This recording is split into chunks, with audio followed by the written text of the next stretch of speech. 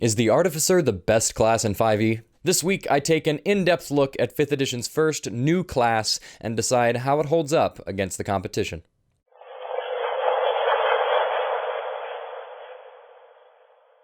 Hello players and GMs, I am Reese, and welcome to another video by Jetpack 7. Before I get started, I just want to thank everyone who's been interacting with the videos so far. The comments have all been very positive, even if you disagree with all of the stuff I say, so thank you all very, very much.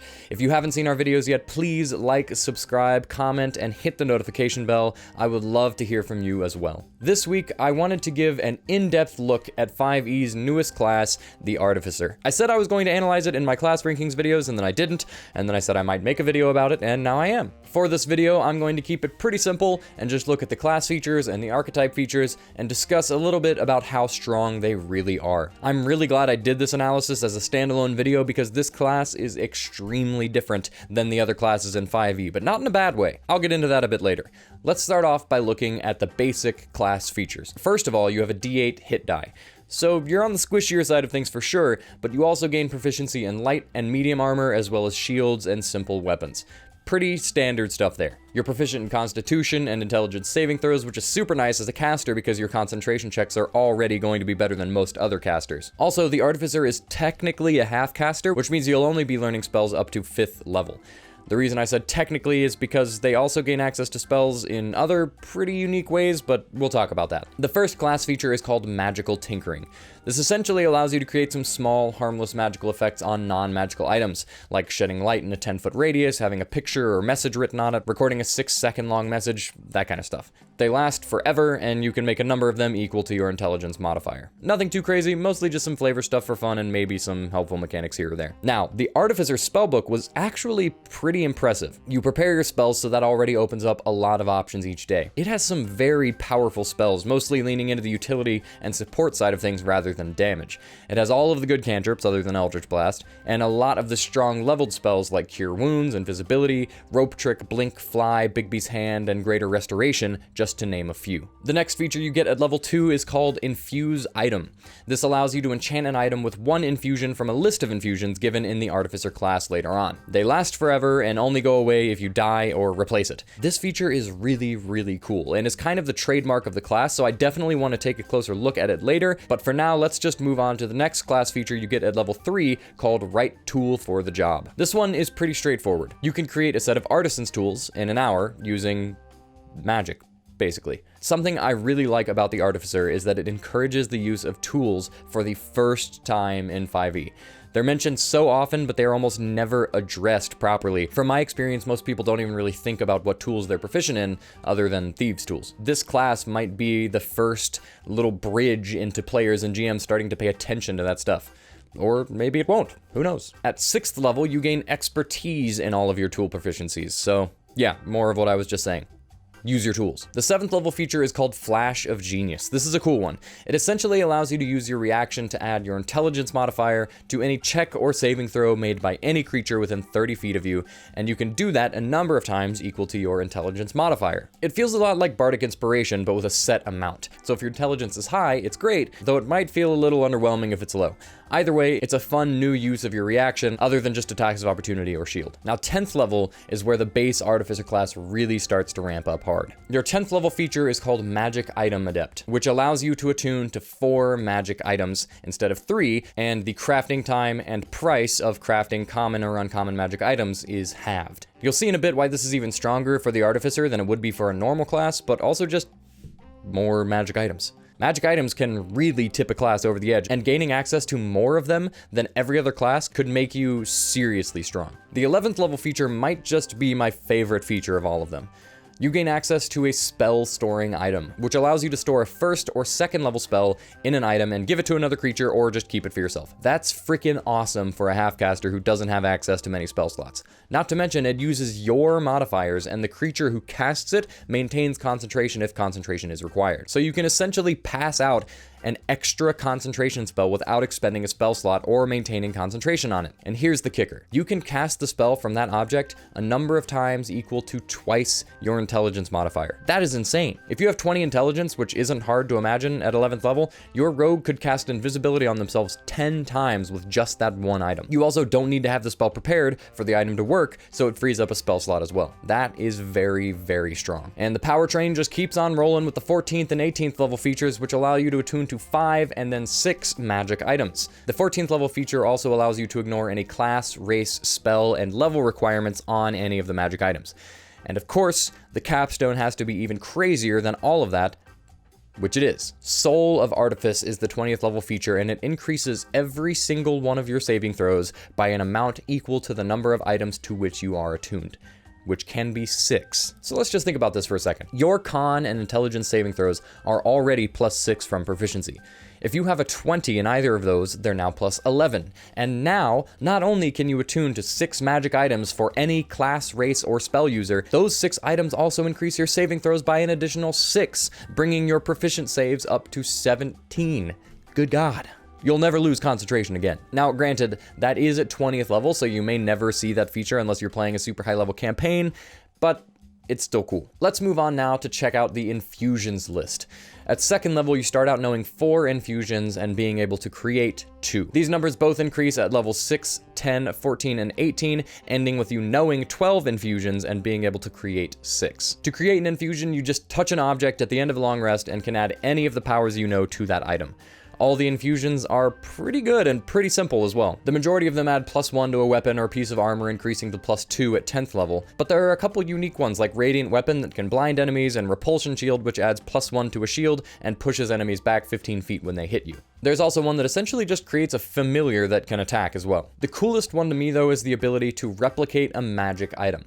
As you level up in the Artificer class, you're able to create infusions which replicate magic items from 5th edition, unlocking higher tiers of items at higher levels.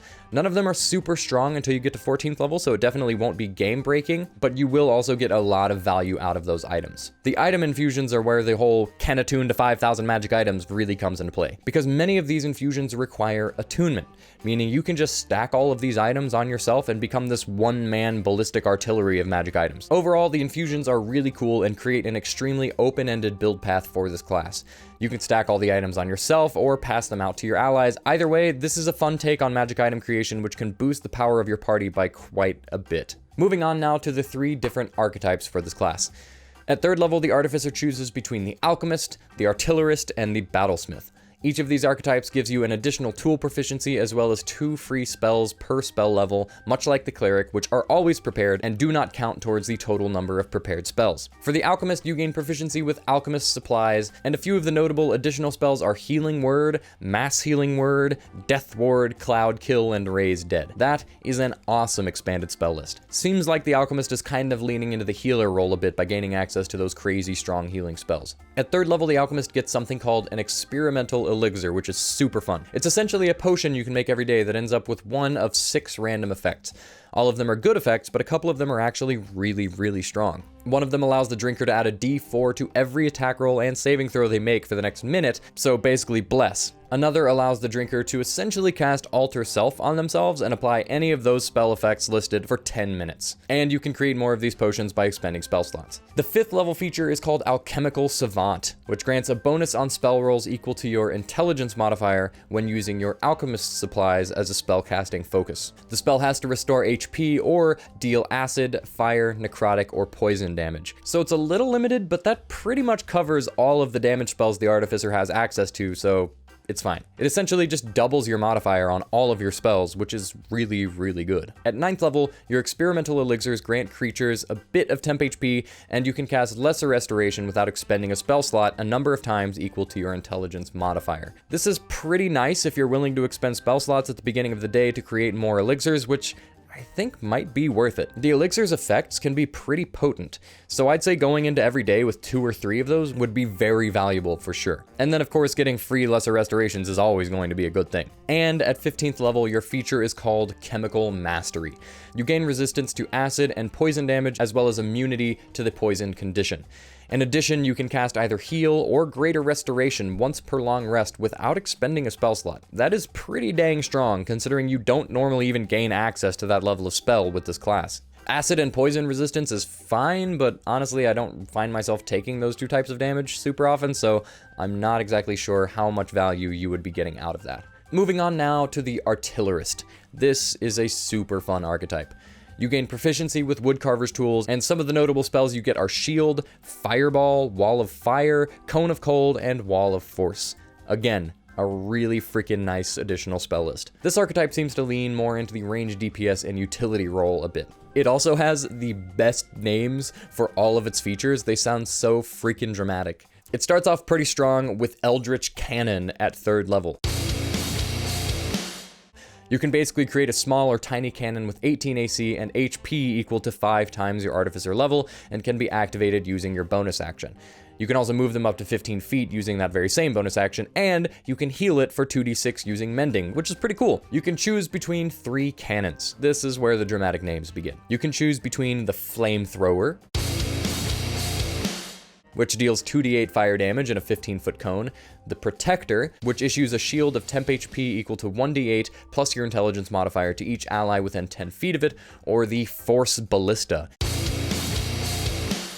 which can deal 2d8 force damage to any creature in a 120-foot range. I don't know, I just love those names. At 5th level, you get the Arcane Firearm, which can turn any rod, staff, or wand into a spellcasting focus, and whenever you cast a damaging spell from that, it adds a d8 to that spell's damage roll. At 9th level, you can make your Eldritch Cannon self-destruct. The Explosive Cannon feature increases your cannon's damage rolls by 1d8, and you can also detonate it, dealing 3d8 force damage to creatures within 20 feet. And at 15th level, you get Fortified Position, a much less dramatic name, but a very powerful ability. You can now create 2 cannons, activate them both with the same bonus action, and all allies within 10 feet of either of those cannons gains half cover. That's plus 2 AC to anyone within 10 feet of either cannon, which should pretty easily allow you to grant that bonus to nearly every party member. Not to mention, as a bonus action, you can now activate 2 effects and move 2 of the cannons around to continue lending your party those bonuses. And lastly, we have the Battlesmith archetype. The Battlesmith gains proficiency in the Smith tools, and some notable spells they gain are Heroism, Warding Bond, Aura of Vitality, Conjure Barrage, Banishing Smite, and Mass Cure Wounds. Lots of spells from the Paladin spell list, so you can kind of see where this archetype might be going. When you choose this archetype at 3rd level, you also gain proficiency in martial weapons and gain the ability to use intelligence as your attack and damage modifier when wielding magical weapons. Infused weapons count as magic weapons, so you can basically just always do that. Also, at 3rd level, you can make a Steel Defender, which is basically just a mechanical companion which has its own turn, can attack, has decent stats, and those stats scale each time your proficiency increases. This part cracks me up because it's basically just a better version of the Beastmaster Ranger. Seriously, if you want the Beastmaster experience without having to deal with the dumpster fire that is the Ranger class, just choose this archetype. You get a companion, you have a better spell list, you're proficient in martial weapons, so you can use a longbow, you can use your spellcasting modifier as your attack and damage roll, so not only are you good with weapons, you're good with spells. It's just, man, why would you ever play Beastmaster Ranger when this exists? Anyway, at 5th level, you also get extra attack. In my notes, I literally just wrote, yeah, because, yeah. At 9th level, you gain a feature called Arcane Jolt.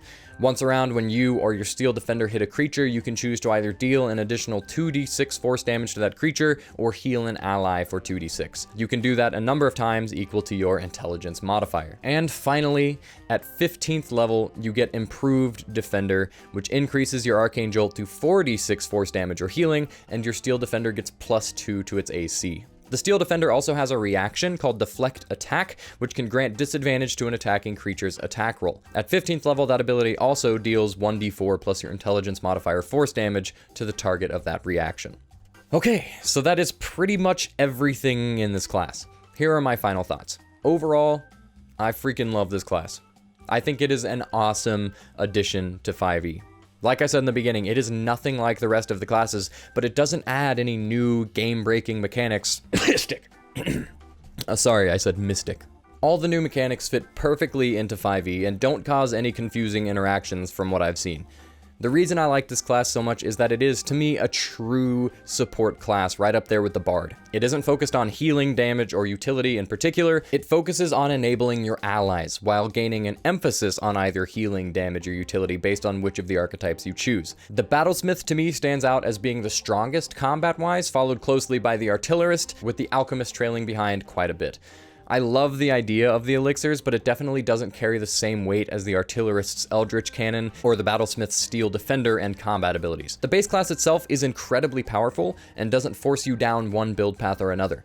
No two Artificers would play the same because the variety offered by the infusions, not to mention the implications this class has on the game as a whole. With an emphasis on tool proficiencies and magic item creation, GMs and players are suddenly being encouraged to play around with new ideas that we haven't really been able to play with before. In short, I love this class. It seems very well balanced, and it would feel really dang good to have one in your party. I highly recommend playing it or GMs allowing it to be played in your campaign. That's all for my analysis of the Artificer. I hope you all enjoyed it. Let me know in the comments below if you have played it already, and tell me how it worked out. If you have found any weird interactions or anything with the class, I would love to hear about them. But until then, thank you all very much for watching, and I'll see you around.